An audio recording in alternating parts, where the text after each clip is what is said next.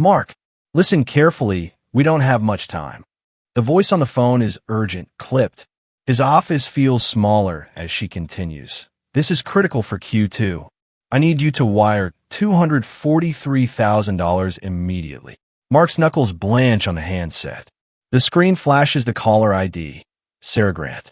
So, no room for doubt. No pause for questions. Sarah's voice is lower now. No one else can know yet. This contract is sensitive and leaks will cost us the deal. Passwords, emails, keep this off record. Mark glances at his inbox, unopened end-of-week reports. He asks, should I loop in legal? She snaps back, no. Trust me. Just follow my instructions and text me when it's done. The call ends with a single directive. Use the account details I send next. Mark, our quarter depends on this. The line goes dead. Mark stares at the silent phone, heartbeat thick in his ears. Seconds later, a message appears. Recipient: European Holdings GmbH, IBAN, D89 3704 0044 0532 013000. All business, no pleasantries. He replays her words, her exact phrasing, the cadence he's heard in boardrooms. Everything feels official, except the urgency grinding in his chest. The email from Sarah's address hits his inbox. Subject line: confidential, immediate action required. No attachments, just the account, the sum, and a final line. Time is money, Mark. Mark hesitates, mouse hovering over the new wire transfer button. He types a reply, confirming amount and recipient. Should I call you? Instantly, the reply comes, no calls. In a meeting. Do as instructed, Mark. I'm counting on you. He reads it twice, hands trembling. The clock reads 4:37 p.m. The weight of responsibility presses down. Mark sits at his desk, still hearing Sarah's urgent voice echoing in his mind. His inbox pings, a new email, subject line: immediate action required. Wire transfer details. The sender is Sarah's address. The message repeats every instruction from a call, even the supplier's IBAN and the exact $243,000 amount. Mark studies the digital signature and finds nothing out of place. Everything matches. He scrolls down the message, noticing the final line: we cannot afford delays. Please confirm as soon as the transfer is complete. Mark's hands hover above the keyboard. A follow-up chat notification pops up. Sarah's profile picture, the green verified badge next to her name. Did you get my email? The message reads. This is extremely urgent. His pulse quickens. The pressure of expectation tightens across his shoulders as he rereads both messages, looking for any sign of a mistake. Mark opens the supplier's website in a new tab and checks the bank account details from the email. Numbers and names line up. The urgency in Sarah's messages leaves little room for doubt or delay. He logs into the corporate banking portal. A blue banner at the top reads, "Transfers processed instantly." Mark hesitates for just a moment, finger poised above the mouse. Another message flashes on his screen. "Clock's ticking, Mark. Can I trust you on this?" He exhales. The timer bar at the bottom of the email is moving steadily towards 0. Mark types in the recipient's IBAN, each number slow, careful. The bank portal hovers on the confirmation screen, blue button pulsing. His cursor lingers. He checks the email again. The supplier's bank matches, every detail crisp and plausible. The faint hum of the office clock fills the silence. He swallows and clicks submit. Mark dials the CEO's number, thumb slick with sweat. 3 rings, then voicemail. "Hi. You've reached Sarah. I'm in meetings all day. Text if urgent." Just as she warned, right down to the phrasing. Mark listens twice, searching for anything off. It's her voice. It has to be. A new email pings his inbox. Subject line: "Thank you, Mark." The sender is Sarah's address. Signature perfect. The message reads, "Your discretion means everything. We'll talk details Monday." Mark's shoulders drop. He replies instantly. Transfer sent. Let me know if anything else is needed. No reply. Just silence and the software of his PC. He closes the portal, stands up, and stretches. There's relief, but something unsettled lingers. 15 minutes later, his phone vibrates. A new notification. Bank transaction complete. Mark reads it twice, heartbeat uneven. He wonders, for the first time, who actually just thanked him. It's 3:19 p.m. when Sarah strides in, calm but puzzled, holding her phone. Mark, did you get a strange email about a wire? Her voice sounds different, real, in person. Mark's stomach drops. He spins his monitor toward her. The screen still shows the successful transfer. The color drains from both of their faces. In the finance suite, two staffers refresh the corporate account page. The balance drops to zero before their eyes. The $243,000 outgoing wire shows as completed. Recipient, a Lithuanian bank.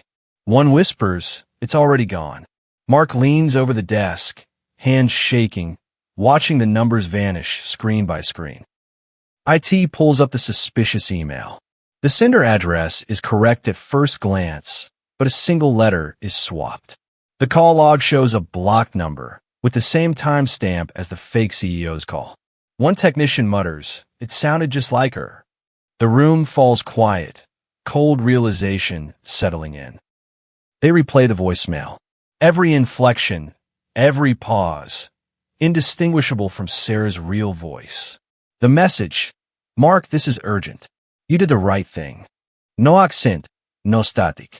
Just her, or something using her voice. Mark plays it back again and again. The sound is flawless and entirely false. Mark's hands tremble as IT confirms the worst. The wire was withdrawn minutes after arrival. No chance of a reversal. The team sits in stunned silence. Someone asks, how did they get her voice? Mark can't answer. He stares at his inbox, waiting for another message that may never come. For weeks, the attackers watched. They scraped hours of Sarah's speeches from the company website, LinkedIn videos, and archived webinars. Each clip, every joke, pause, turn of phrase, fed their algorithm. Her laugh at the annual summit, her steady tone at last quarter's review. By Tuesday, they'd built a digital copy, able to mimic her cadence, inflection, even the slight cough she gave before serious news. On Friday, they dialed Mark. The deepfake voice said, Mark, I need your help with something confidential. The clarity was unsettling. Mark replied, is this really you, Sarah? A pause. Then, it's me, and this must stay just between us. The tone was perfect, a hint of urgency pressed with trust. Mark never stood a chance against a voice he'd heard in dozens of board meetings. The attackers didn't just copy her voice. They crafted an email that imitated Sarah's style. Short sentences, no greeting, businesslike. The signature matched, right down to her job title and the legal disclaimer at the bottom. The sender address used a subtle typo. One letter off, nearly impossible to spot. Together, the email and call became a single, seamless trap. This isn't a clumsy cash grab. It's targeted, methodical social engineering, powered by artificial intelligence. The attackers counted on pressure and split-second decisions. If even experienced employees like Mark can fall for it, how can anyone tell real from fake when the next urgent request lands? The answer starts with skepticism, not speed. The lesson is blunt. No technology can substitute for process. Companies must require at least 2 people to sign off on large transfers. If Mark had needed a second approval, a simple conversation in the hallway might have stopped the scam cold. Build friction into high-stakes moments. The few extra minutes can save hundreds of thousands.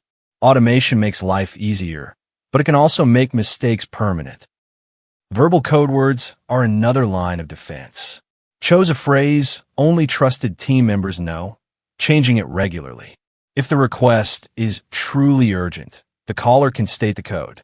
Anything less, pause. In the scam, no code was used. The familiar voice was not enough.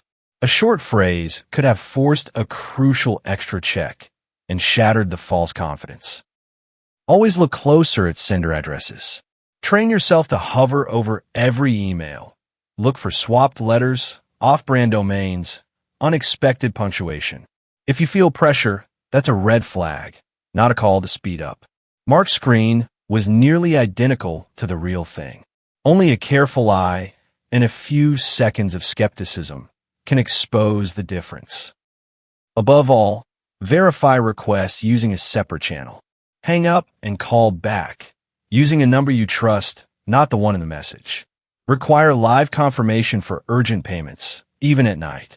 Regular security training keeps these habits sharp. Next, what happens when the safety net fails and the hunt for the stolen funds begins? Mark stares at his screen, the empty account total reflecting on his glasses. The voice he trusted was a ghost, assembled from 1,000 data crumbs.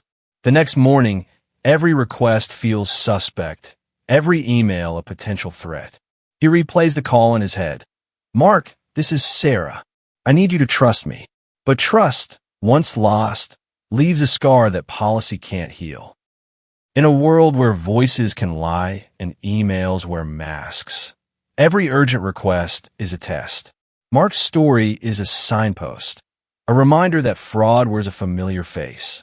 The only defense is vigilance. Verify, question, confirm. The next voice could be anyone. Stay alert. Watch the next case and learn how to lock your digital doors.